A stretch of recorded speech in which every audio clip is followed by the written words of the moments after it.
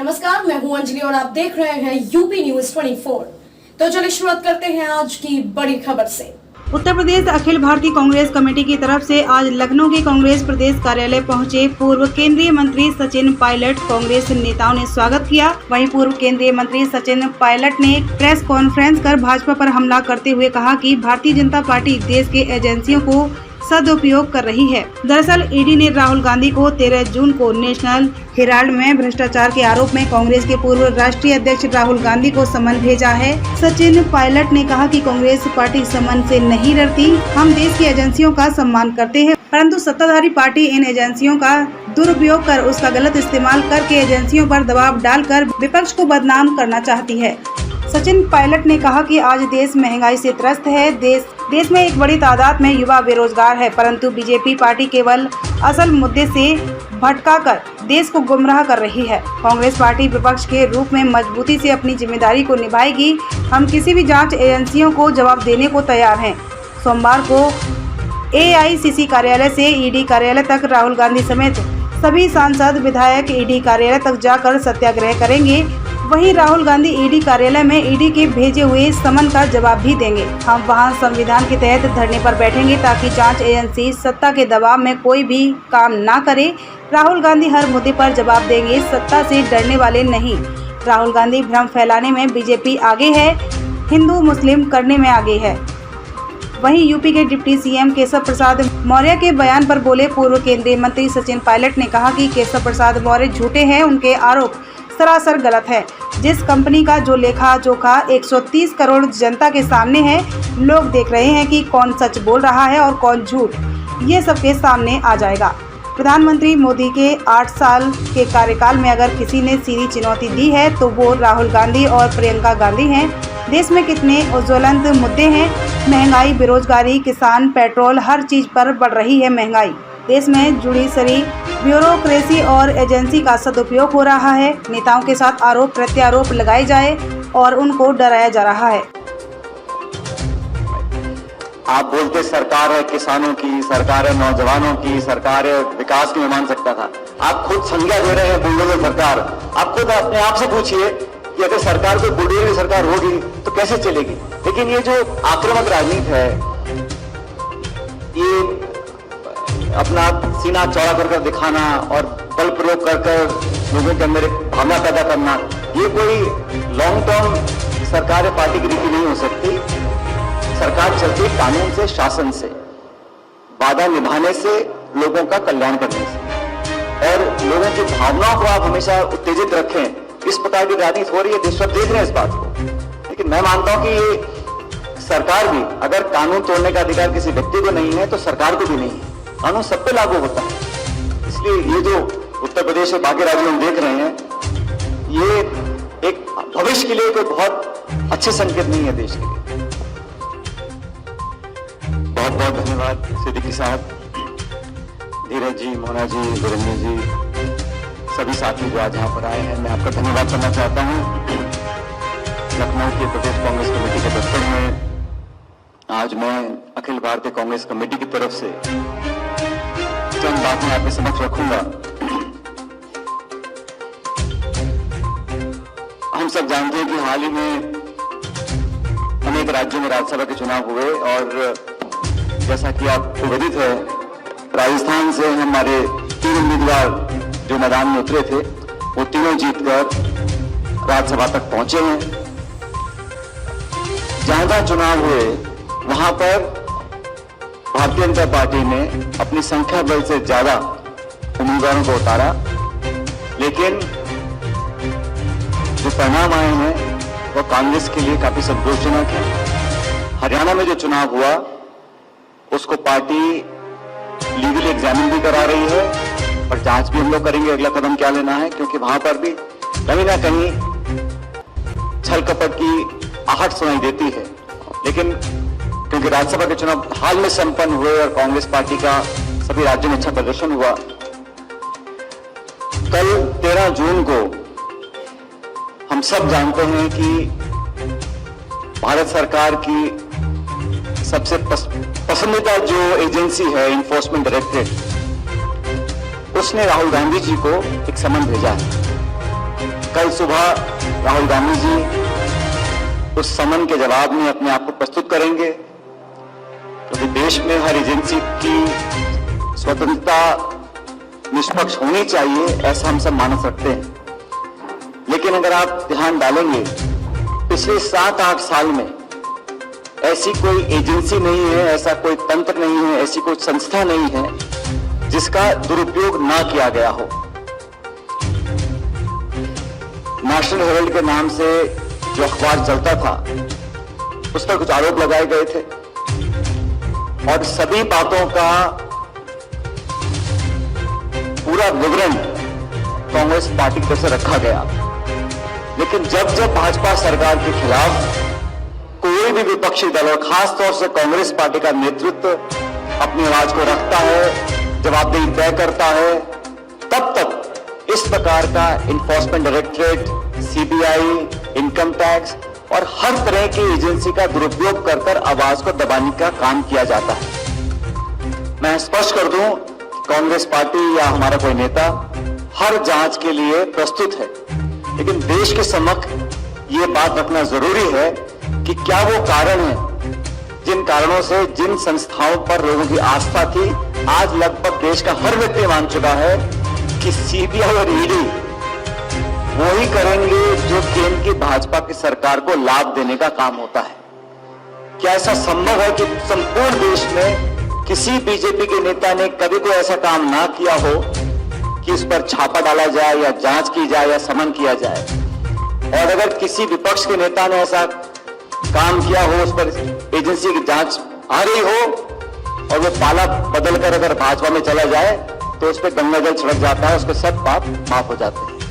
लेकिन सोनिया जी और राहुल जी को जिस प्रकार से समन किया गया है, ये स्पष्ट रूप से एक कोशिश है केंद्र सरकार की कि प्रमुख विपक्षी दल जो देश के अनेकों प्रांतों में भाजपा को चुनौती दे रहा है, उन नेताओं की आवाज को दबाने का काम करने जा रहे हैं। कल दिल्ली में राहुल जी के साथ सभी सांसद, हमारे कार्य समिति के सदस्य, प्रमुख नेता उनके साथ जाएंगे और आज 12 जून को देश की तमाम राजधानियों में हमारे कांग्रेस के नेता जा रहे हैं और जनता में आपके माध्यम से ये संदेश देना चाहते हैं कि चाहे कोई कितनी भी कोशिश कर ले, आरोप लगा दे, झूठे केस दर्ज कर ले, समन कर ले, छापे डाल ले, जांच करवा ले, लेकिन हम लोग हमारी राजनीतिक जिम्मेदारी को निभाएंगे।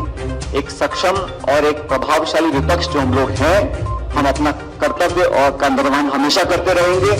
और ये बात भी सच है साथियों कि पिछले 6-7 सालों में अगर किसी व्यक्ति ने मोदी जी को, उनकी सरकार को, केंद्र की सरकार को सीधा राजनीतिक चुनौती दी है तो वो राहुल गांधी जी और प्रियंका गांधी जी। इसलिए जो क्षेत्रीय दल हैं उन पर शायद केंद्र सरकार का इतना फोकस नहीं रहता, लेकिन ईडी, सीबीआई, इनकम टैक्स का जो बहुत दुरुपयोग हो रहा है उसको देश भी देख रहा है और देश ये भी जानना चाहता है कि जब पूरे मुल्क में, पूरे हिंदुस्तान में इतने ज्वलंत मुद्दे हैं, महंगाई आसमान छू रही है, हर वर्ग आज परेशान है, किसान से लेकर छात्र, छोटा उद्योग से लेकर बड़े, हर वर्ग में आज असंतोष है, बेरोजगारी, महंगाई, हर चीज बढ़ रही है, जवाब देने को तैयार नहीं है। मुझे दुख इस बात का होता है कि जो सत्ता में लोग बैठे हैं वो झूठे मुंह आके ये बोलते भी नहीं कि हम महंगाई कम करने की कोशिश करेंगे या हम रोजगार पैदा करने की कोशिश करेंगे।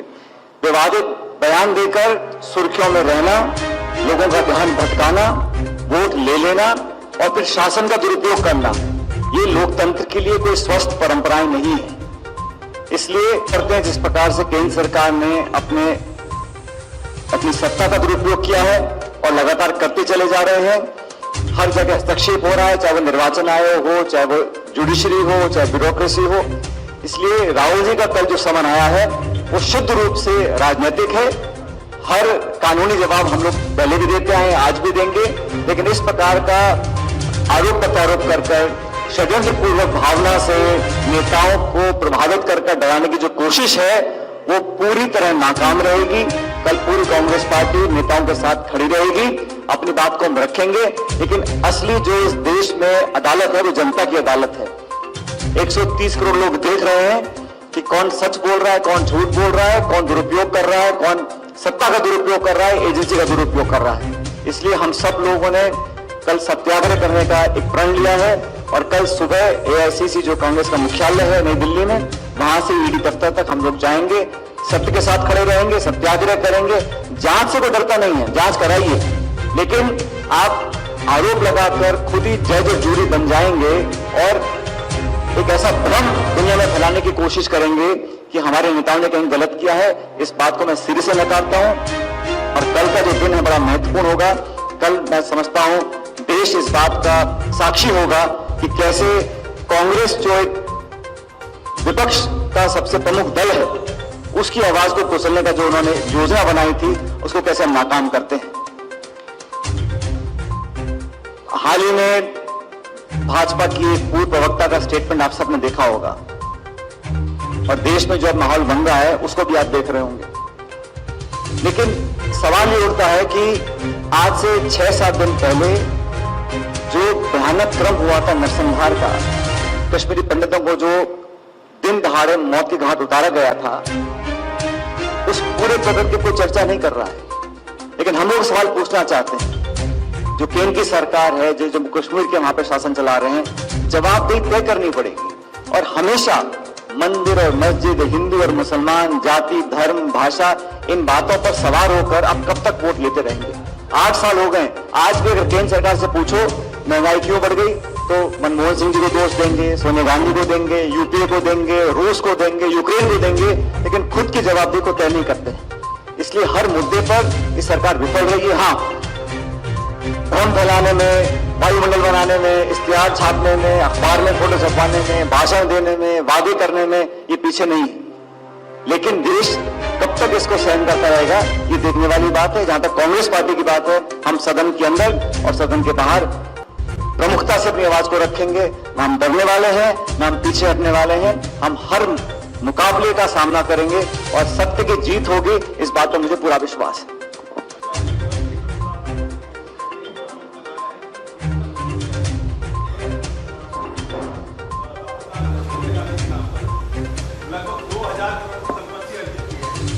सरासर वो गलत बोल रहे हैं, या तो उनको जानकारी है नहीं या जानबूझ के झूठ बोल रहे हैं। जहां तक मेरी जानकारी है, जो भी कंपनी का ट्रांजैक्शन हुआ था वो सार्वजनिक है और एक नॉन प्रॉफिट कंपनी में, जिस अखबार ने देश की आजादी में भूमिका निभाई है, उस अखबार में अगर आपत्ति आ रही है या आर्थिक दब रहा है, वो उसके एम्प्लॉइज को वीआरएस देना है या उनके बैंक का लोन चुकाना है, और कांग्रेस पार्टी जिसने इस पूरे आंदोलन में एक भूमिका निभाई थी, उससे संबंधित एक अखबार है, उनके कर्मचारियों को, उनके लोगों को, उस कंपनी को अगर डूबने से कोई बचाता है और एक नॉन प्रॉफिट एंटिटी में अगर कोई काम करता है, मैं इसको गलत नहीं मानता हूं। लेकिन इस पर्दे के पीछे इस प्रकरण को लेकर आप किसी को आरोपी करें। राहुल गांधी खुद बोल चुके हैं, एक नए पैसे का लेन देन उधर उधर हुआ नहीं है। हमारा अखबार था, हमारी पार्टी थी, और जो भी हुआ कानून के दायरे में हुआ। और वैसे भी ये मामला कोर्ट में है ना, ये मामला जांच हो रही है इसकी। लेकिन इस एजेंसीज का दुरुपयोग करके एक छवि बनाने की कोशिश की जा रही है कि हमारे नेताओं में कहीं कोई आरोपी है, किसने कुछ गलत किया है। मैं उस बात को सिरे से नकारता हूं। जांच से कोई डर नहीं रहा है, जांच से कोई डर नहीं रहा, जांच तो हो रही है। लेकिन जिस प्रकार से 6-7 साल के बाद इसको दोबारा पुनर्जीवित करने का काम किया गया, उसमें राजनीतिक बू आती है हम लोगों को।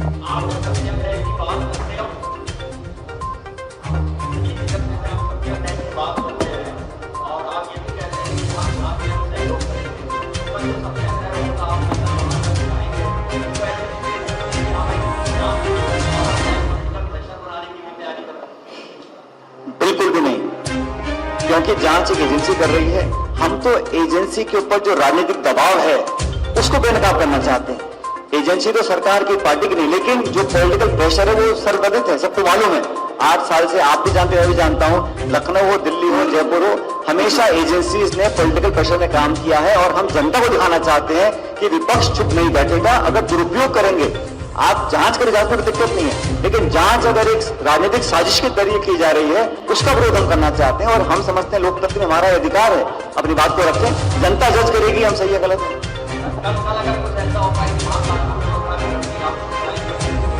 ये महात्मा गांधी की पार्टी है, हम लोग सत्याग्रह कर रहे हैं, शांतिपूर्वक अपनी बात को रखेंगे। हुड़दंग मचाना, अफरा तफरी मचाना या कानून को हाथ में लेने का काम कांग्रेस ने पहले कभी किया है ना, आप करने वाले हैं। कहा जाता था कि वो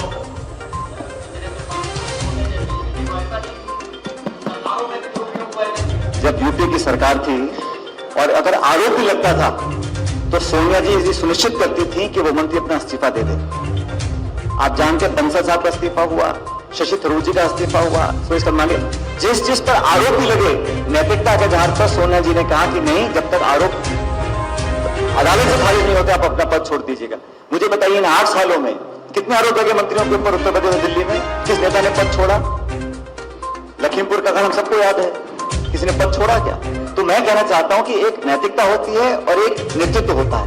अगर आप जनता के सामने जवाब नहीं देंगे, ना सदन में देंगे, ना प्रेस कॉन्फ्रेंस में देंगे, आप सिर्फ अपने शासन का प्रयोग करते रहेंगे, उसको मैं गलत मानता हूं। यूपी की सरकार में मनमोहन सिंह जी ने जो एक आदर्श प्रस्तुत किया था उसमें कोई कमी निकाल नहीं सकता, और मैं जानता हूं कि लोग अब धीरे धीरे उसको तुलना कर रहे हैं 10 साल यूपी की सरकार के और 8 साल के एनडीए की सरकार के। आप देख लीजिए, मुद्रास्फीति देख लीजिए, महंगाई देख लीजिए, रोजगार देख लीजिए, कुपोषण देख लीजिए, पत्रकारों की जो स्वतंत्रता है उसको देख लीजिए। हर जगह देश और विदेश की एजेंसियां भारत को कम आंक रही हैं। ये चिंता का विषय सबके लिए।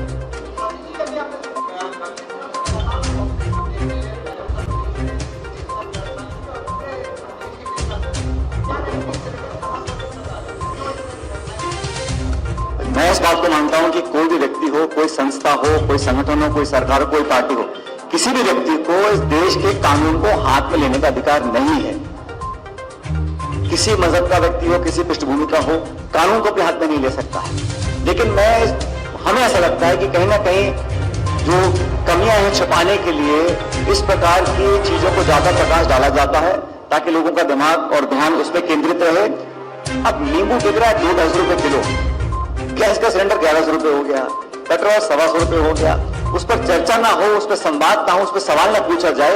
इसलिए इस प्रकार के जो ध्रुवीकरण करने वाले मुद्दे हैं उस पर ज्यादा प्रकाश और फोकस रहता है भाजपा का, भाजपा की सरकारों का। और जो विवादित बयान दिया गया पूर्व प्रवक्ता ने, देश के लोग विपक्ष का विरोध करता और केंद्र की सरकार भाजपा उस विरोध के बाद कोई कदम उठाती, मैं समझता हूं वो एक लोकतंत्र में उसको लोग अप्रिशिएट कर सकते थे।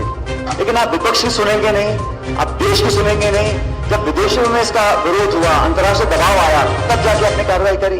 पहले सिर्फ पद से हटाया, फिर 2 दिन बाद जाके आपकी नींद खुली और दबाव आया, फिर आपने कोई केस रजिस्टर करा। तो ये जो काम हो रहा है ये शुद्ध रूप से दबाव में किया जा रहा है। लेकिन मुझे खुशी होती है हमारी सरकार अगर विपक्ष या देश के लोगों के दबाव में इस काम को करती। आज लोग अगर हाथ हैं तो मैं समझता हूं जो बोला गया, महिला ने जो बोला वो ऐसे नहीं बोला होगा। वो कहीं ना कहीं, जैसे मैंने कहा ना, अभी जो कश्मीर में हाल चले थे पिछले दिनों में, आपने देखा कितने लोगों का खून बहा सड़कों के ऊपर। उन सब चर्चाओं को साइडलाइन करने के लिए कुछ ना कुछ सगुफे भाजपा छोड़ती रहती है, शायद उस साजिश का पार्ट है। खबरों में अब तक लिए बस इतना ही। मिलते हैं फिर ऐसी ही बड़ी खबर के साथ, तब तक के लिए नमस्कार और देखते रहिए UP news 24। UP news 24 channel को सब्सक्राइब करें व बेल आइकन को प्रेस करना ना भूलें, जिससे आगे आने वाली वीडियो का नोटिफिकेशन आप तक पहुंच सके।